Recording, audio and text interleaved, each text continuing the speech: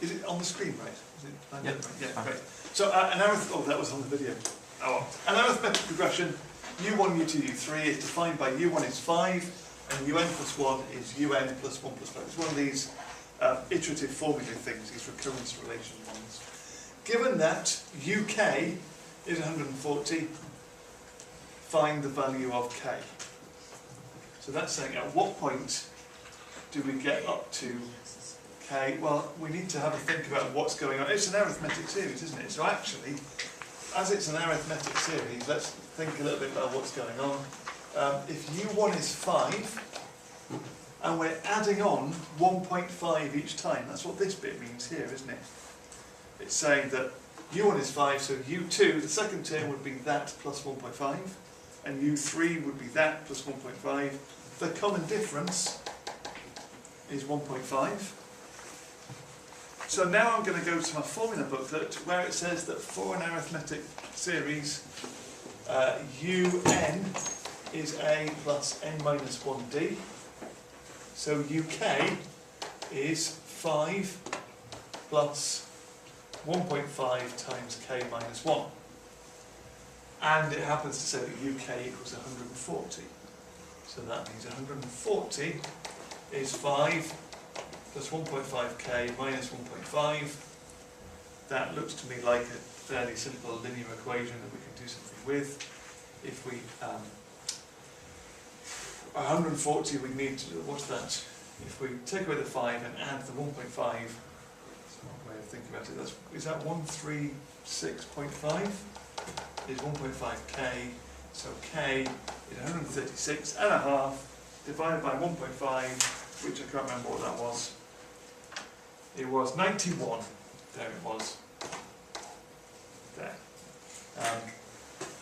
You see how much simpler that is to set it up in terms of this formula. It's all about remembering that you've got that in the formula booklet, and you just need to apply that one correctly. We did get a few people put 90 as the answer, I think, and that came from forgetting to do the n-1 business, didn't it? Okay, we've moved on now. Part 2. We've now got a geometric progression. W1, W2, W3 is defined by Wn is 120 times 0.9 to the n-1. And again, we remember the formula on the formula booklet says that UN is AR to the n-1, doesn't it? We're given that. So that means that for this geometric progression, A must be 120 and R is 0.9. So this is a GP with first term 120, common ratio 0.9. Find the sum of the first 16 terms, giving your answer correct three significant figures. So S16, again on the formula booklet, Sn is A, 1 minus R to the n over 1 minus R. So this is 120, 1 minus 0.9 to the power of 16 over 1 minus 0.9. We're going to be careful, aren't we, to type this in carefully to the calculator. I would do this as one expression. Your calculator, you all have one with a fractions button that will handle this really happily. If we put it in carefully, we come out with, it's 977.6 stuff, isn't it? I think it comes out as 978. So three significant figures. Giving the rest of that. I've probably got the exact.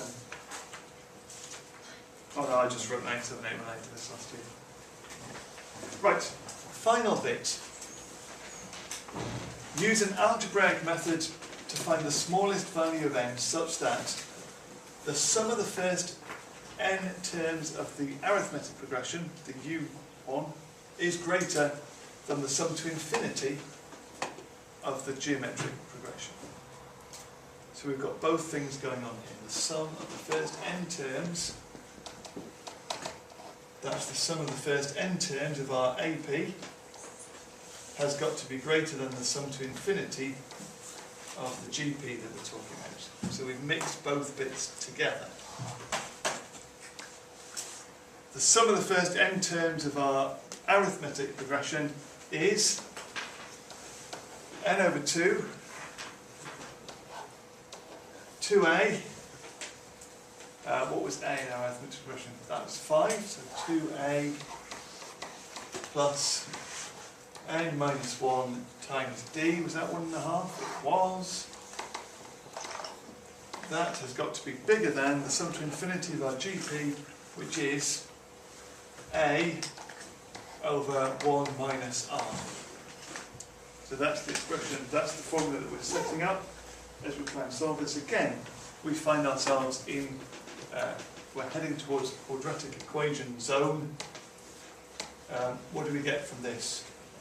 That's 5n, if I multiply out this bracket. Am I really doing this all in one go? Hang on. Plus 1.5 is 3 over 2, so that's 3 over 2, so that's 3/4 of n times n minus 1. That's a nice way of multiplying that out, isn't it? And on the other side, we've got 120 divided by 1/10. That's 120 times 10, so it would look like that. It's not looking terribly nice. We've got 5n plus 3/4 of n squared minus 3/4 of n is bigger than 1,200. If I collect together like terms, bring it all over to one side, I am looking at 3/4 of n squared. That is what, 17 quarters of n minus 1,200 is bigger than 0.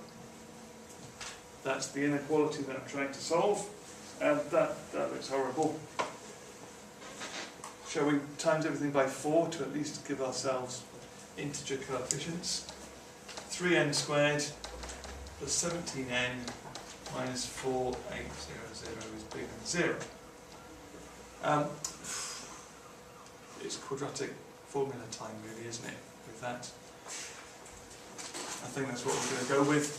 If you've got a calculator that will solve quadratics, then I think you could probably. This is that interesting thing, the calculator we were talking about. You could just put that in, and it will give you the values because it solves the quadratics. A few of you have got calculators that will do that. I think. Yeah, they're accepting now on these papers. It says in the mark scheme here, there's a method mark for attempt to solve quadratic, and M1 could be implied by the site of 37.3. So we can get, when the answer's written down, it implies that you get the M1. So I think if you do just use the formula to do it, on your calculator, I would still be wanting probably to write out that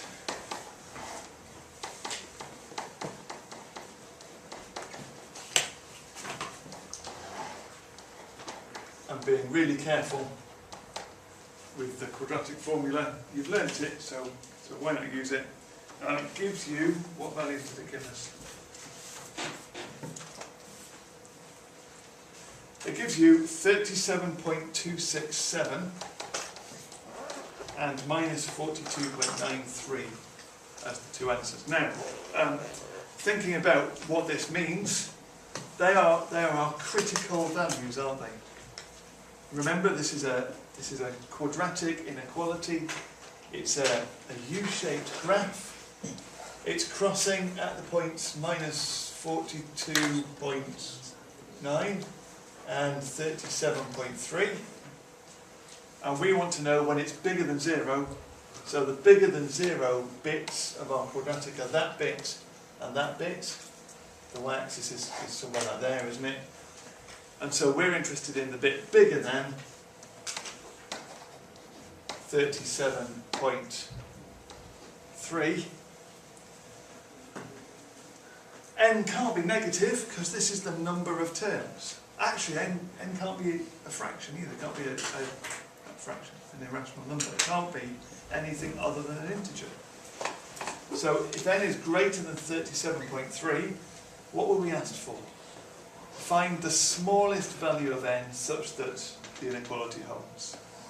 So the smallest value of n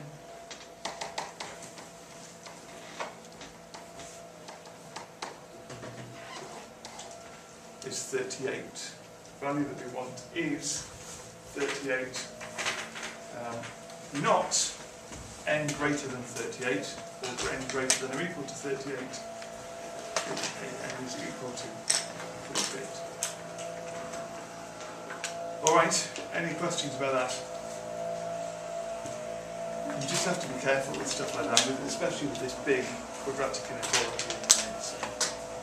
That was a nasty formula thing, wasn't it?